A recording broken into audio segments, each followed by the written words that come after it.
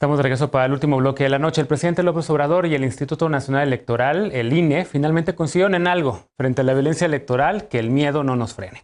Esto luego del asesinato de Alma Barragán en Moroleón. José Alberto Alonso, otro aspirante a la alcaldía de Acapulco, sufrió un atentado al salir de su casa. El presidente dice que la delincuencia busca generar miedo para que la gente no vote. Veamos el contexto. Ayer, el presidente López Obrador y el Instituto Nacional Electoral pidieron a las y los electores salir a votar. Tanto el mandatario federal como el Consejo General del INE lamentaron el asesinato de Alma Barragán, candidata de Movimiento Ciudadano al gobierno de Moroleón, en Guanajuato. El presidente López Obrador responsabilizó a la delincuencia organizada de la violencia política ejercida durante la campaña en diversos estados del país. Señaló que los ambientes de violencia buscan que la gente tenga miedo y no participe en el proceso electoral. Ayer, José Alberto Alonso Gutiérrez, postulado por Fuerza por México para gobernar la alcaldía de Acapulco, en Guerrero, también sufrió un atentado al salir de su casa. Durante la sesión del Consejo General del INE realizada este miércoles, se informó que en la campaña electoral han sido asesinadas 88 personas dedicadas a la política, 78% de ellas pertenecientes a partidos de oposición, y además se han presentado 108 denuncias por violencia política de género. La Secretaría de Seguridad Pública reportó hace una semana 13 homicidios contra personas candidatas. Esta mañana, el presidente López Obrador hizo un llamado para que no haya violencia y se respete la vida. Punto y contrapunto. A ver, y es que sí, lamentablemente en este proceso electoral hemos visto mucha violencia en contra de personas políticas, Frida. Por ahí Viri Ríos sacaba unos datos recientemente en una columna y ella evaluaba el mismo periodo, digamos, de la elección de 2018 con respecto a y encuentra un 19% menos de violencia y de asesinatos o de secuestros, pero siguen ocurriendo, evidentemente, y van a seguir lamentablemente en las próximas semanas. Y decía yo que finalmente coincidieron el presidente y el INE porque han estado enfrentados, digamos, públicamente la autoridad electoral, sobre todo los consejeros, el consejero presidente y el consejero Ciro Murayama con el presidente López Obrador, pero en esto sí, y creo que el país entero deberíamos estar y de coincidir, que no nos frene el miedo de salir a votar. ¿Cómo lo ves? ¿Y en qué ha fallado el gobierno federal y los estatales en darle seguridad a las personas candidatas? Totalmente de acuerdo. El llamado que tenemos a este 6 de junio es a salir a ejercer nuestros derechos y votar.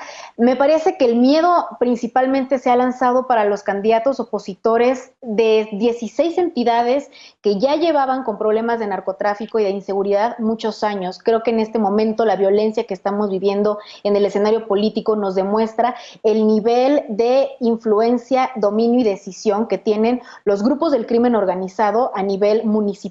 Un dato que es muy interesante que también saca la consultora Etelec es que de los 88 políticos que han sido asesinados, 33 eran candidatos, pero todos ellos, la gran mayoría estaba compitiendo por cargos municipales o locales, Sí, es sí, sí. decir, sindicaturas, regidurías, diputaciones locales. Hay únicamente 2 políticos asesinados del ámbito federal y es una cifra que nos deja ver cómo el nivel de descomposición y de inseguridad pues se encuentra dentro de la política más pequeña en la célula que es la municipal. Sí me parece que el divorcio entre el gobierno federal y algunos gobiernos locales como el de Michoacán, por ejemplo, o el de Jalisco, por supuesto que han generado condiciones para que los grupos del crimen organizado se expandan, se fortalezcan y hoy puedan hacer lo que hacen. Me parece muy importante recalcar que uno de los datos interesantes que también saca Viri Ríos es que dentro de esta estadística de 2018 el conteo final justamente la colocaba como la elección más sangrienta de la historia. El problema es que en este momento estamos a 10 días de la contienda y parecería que entre más se acerca la fecha de las votaciones hay un mayor nivel de violencia y hay una mayor vulnerabilidad. La forma en la que han sido asesinados tampoco es coincidencia. En otros momentos los candidatos y los políticos eran asesinados dentro de los espacios privados o dentro de tiempos no de campaña o no públicos. Y en este momento la gran regla que hemos observado es que en pleno mitin o en pleno traslado son acribillados, que hay asesores o personas cercanas, asistentes que resultan heridas y Sí, también ese es un mensaje en contra de la democracia. claro. Finalmente, sí me parece que el gobierno federal está llamado no solo a condenar estos crímenes, sino a coadyuvar con las fiscalías locales para la investigación, De acuerdo. porque la peor regla de esto es la impunidad y mientras no haya culpables por estos crímenes, pues en realidad cada temporada electoral podremos esperar que el crimen organizado ponga y disponga de políticos y de candidatos. Sí, de acuerdo. Alejandro, ¿cómo lo ves? Y a ver, el gobierno federal, pues en efecto tendría la obligación, la responsabilidad de cuidar a estas personas, pero también los gobiernos estatales. Y yo estoy escuchando con preocupación al dirigente de Morena decir, pues que salga la Guardia Nacional ese día a cuidar las elecciones, ¿no? Como que de repente ya la presencia, digamos, de los cuerpos militares, porque la Guardia Nacional es un cuerpo militar con mando civil, pues llegando a cada rincón, incluso de nuestra democracia, como en una cita electoral del próximo 6 de junio. ¿Qué hacer ante esta violencia? Un fenómeno muy complicado y de verdad lamentable, sí es preocupante, porque aunque haya sido la primera vez que cuando menos se haya dado públicamente a conocer una estrategia para frenar la violencia política durante el proceso electoral, pues los resultados no han sido para nada alentadores. Es de verdad, diría que la principal amenaza hoy a la viabilidad de la democracia, que es la búsqueda del poder por vías pacíficas, es la principal amenaza de la violencia criminal que hoy atraviesa el país. Y por tanto, hay que salir masivamente a votar.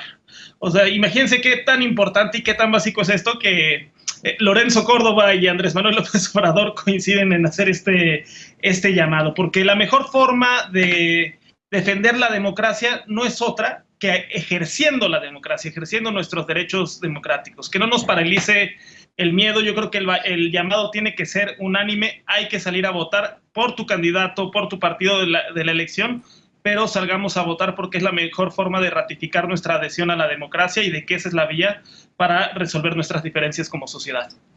Luis, el otro día en la mesa de tercer grado, pues nos preguntábamos muchos por qué no hay más solidaridad por parte de todas las fuerzas políticas cada vez que hay un asesinato, pero yo también decía, y de la sociedad, ¿no? Porque en otros países, pues de repente cuando vemos asesinatos, de repente sí vemos, por ejemplo, en Cajeme, que hubo un grupo de personas que no necesariamente eran políticas o políticos, sino que eran personas simplemente ciudadanos que estaban ahí y que se acercaron a marchar para exigir justicia por el asesinato de ese político. Pero yo no estoy viendo una indignación nacional. ¿Qué nos está pasando? Porque ya nos insensibilizamos, perdón, nos hemos normalizado esta violencia política.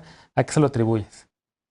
Mira, no sé si sea normalización de la violencia política solamente en general, creo que es un tema de normalización de la violencia en general. Hoy el presidente se aventó una declaración que me pareció bastante desafortunada, en donde dice que la violencia es normal, con estas palabras.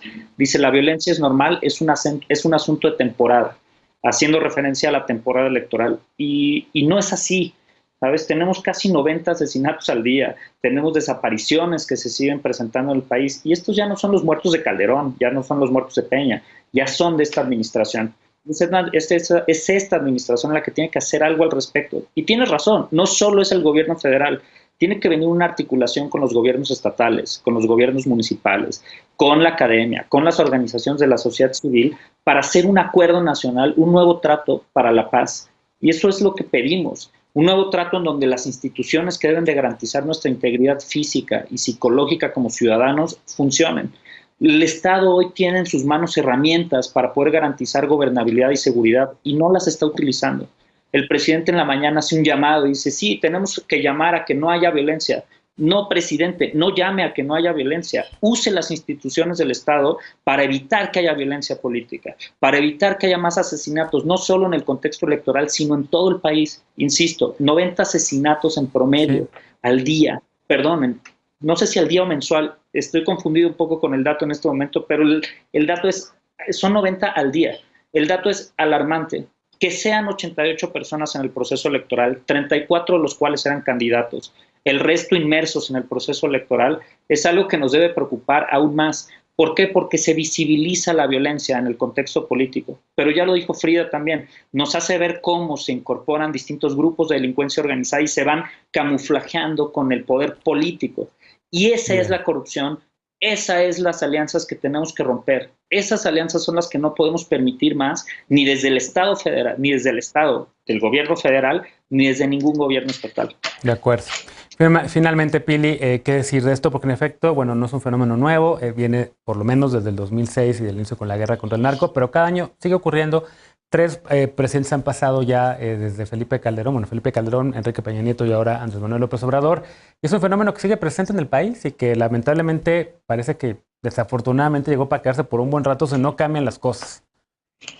Mira, es lamentable la escalada de violencia que ha venido sucediendo en esta elección, que la colocan, yo creo que es la más violenta de la historia. Esta elección está empañada por la irrupción de la violencia, lo que no es nuevo. Sin embargo, parece haberse agudizado en este proceso electoral. Y coincido con lo que dice Luis, han sido públicos los desencuentros entre candidatos y vemos con más frecuencia actitudes poco amables de confrontación entre los mismos candidatos, lo que al final de cuentas termina por desalentar al electorado a participar en las elecciones y a manchar ya de por sí la desgastada imagen de los políticos. Pero la violencia ha alcanzado niveles insuscitados contra los actores políticos protagonistas de las campañas, que hoy son las víctimas de las amenazas, secuestros y asesinatos de los candidatos en plena luz del día. Y aunque debemos de señalar que el fenómeno no es nuevo ni exclusivo de los candidatos, la violencia se encuentra descontrolada en todo el país y en consecuencia alcanza al escenario electoral ahorita que lo que estamos viviendo. Estimaciones indican que el crimen organizado hoy mantiene el control de territorios que podrían alcanzar hasta el 35% del territorio nacional, casi al doble de lo que se estimaba en el 2018, lo que supone la incursión por parte de actores políticos en territorios de interés para los grupos del crimen organizado a los cuales pretenden controlar. Lo que pone al descubierto la derrota de la estrategia fallida del actual gobierno, que no alcanza a encontrar la ruta correcta para disminuir la violencia en el país. Es evidente el fracaso de los abrazos no balazos y de la Guardia Nacional, que prometieron que sería la solución al problema. Pero ¿qué podríamos esperar después de 2 años y medio de haber convertido al país en una arena de lucha libre en los que cada mañanera desde Palacio Nacional se promueve el odio, el insulto, los calificativos y la violencia verbal hacia periodistas y hacia ciudadanos contra quien piensan diferente y que estimulan a una sociedad a pasar de la violencia verbal a la violencia física? Me parece que la polarización del país promovida desde el gobierno tiene consecuencias y lo que hoy vemos es el resultado de ello. Bien, pues en efecto estamos ya prácticamente pues a una semana y 2 días de la elección del próximo domingo 6 de junio y evidentemente pues esto no termina. Esperemos que la próxima semana no veamos y no tengamos que lamentar sucesos así, pero por lo pronto la nota de esta elección del 2021, una de las notas, de las terribles notas, ha sido la violencia también. Hacemos un corte y regresamos para despedirnos de las y los panelistas y con la paparrucha esta noche. No te vayas.